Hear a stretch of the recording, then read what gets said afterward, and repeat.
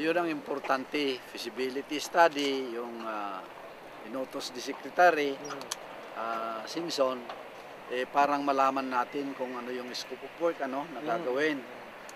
Ngayon, kung matapos yon, makita natin yung how much is the cost.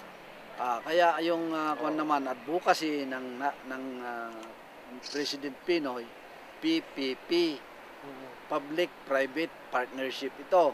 Kaya we can imagine, surmise that later on, pag na-modernize ito, magiging parang yung North Expressway, may collection of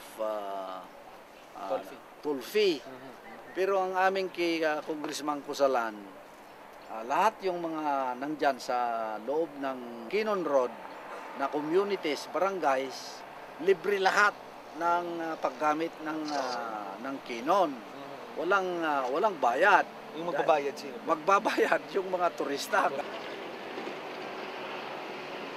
And this will enhance the development, promotion of tourism in our region. Maging jump off point ngayon ng lungsod ng Baguio after the completion of the North Expressway towards Rosario, La Union. Matatapos yung North Expressway sa 2013.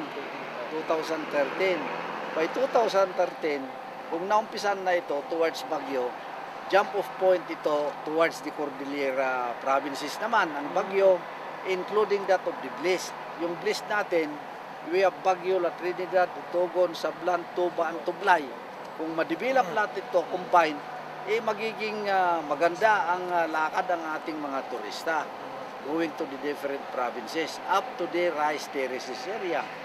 Kaya ito yung mga pinopropose natin, including that of the flyover sa Nagilian din. Parang it will enhance traffic going to Tuba, including that of the bypass bridge that we are going to construct at the North Sanitary Camp towards the La Trinidad municipality, di ba? Mayroon tayo pang Ambyong towards La Trinidad.